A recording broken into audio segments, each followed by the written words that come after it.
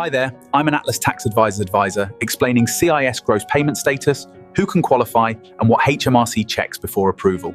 For a UK construction limited generating £100,000 in labour turnover, every invoice is subject to a hidden cost. Under the Standard Construction Industry Scheme, or CIS, your contractors withhold 20% of your labour invoices at the source and send it directly to HMRC. This creates a significant lag in your income. You often wait 9 to 18 months after the tax year ends for HMRC to process and pay out your refund. Gross payment status offers the solution. By meeting specific criteria, you legally reduce that deduction rate to 0%. On a £100,000 cycle, the difference is immediate. Standard CIS leaves £80,000 liquid, while gross payment status yields the full £100,000. That extra £20,000 acts as working capital, staying in your account to fund payroll and materials. While most accountants recommend GPS for its cash flow benefits, the regulatory landscape has recently shifted.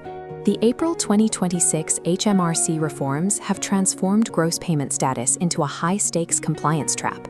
These 2026 reforms give HMRC aggressive new powers to target tax evasion within construction supply chains. HMRC can now cancel gross payment status with immediate effect if they have reasonable grounds to suspect fraud. They also increased the penalty for non-compliance. The previous 1-year ban on reapplying has been extended to 5 years. A 5-year lockout removes a total of £100,000 from your cash flow and holds it on HMRC's balance sheet. Losing your status also makes you less competitive.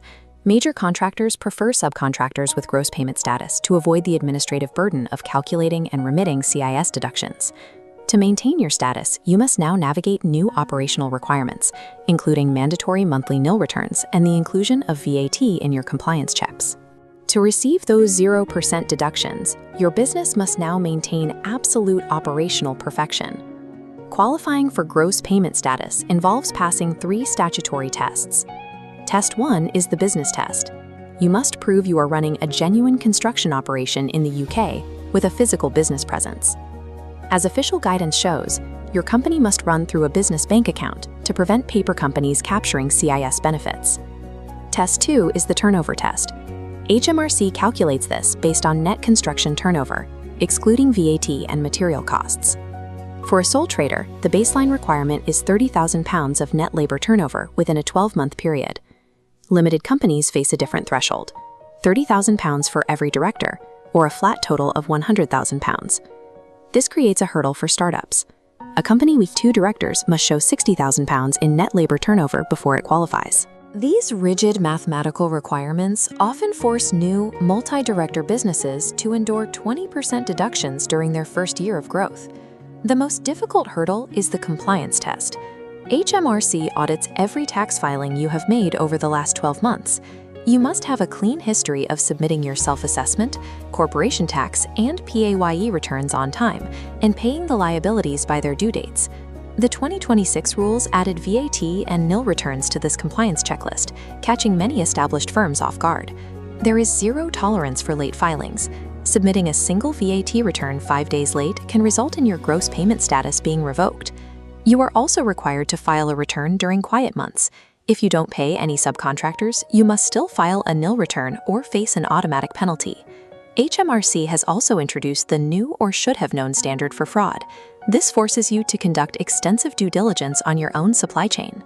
If tax evasion occurs in your contracts, your status can be canceled without notice. These rules shift the burden of policing onto you. Minor administrative slips or gaps in your due diligence now lead to 5-year commercial lockouts. Deciding whether to pursue gross payment status requires weighing the working capital advantage against your bookkeeping maturity. A disorganized subcontractor, someone who mixes personal and business finances or struggles with deadlines, should avoid this status. Here, the 20% deduction is safer than risking a 5-year ban for poor record-keeping. The ideal candidate is an established limited company with cloud accounting software and a professional accountant. They have the systems to handle the compliance burden.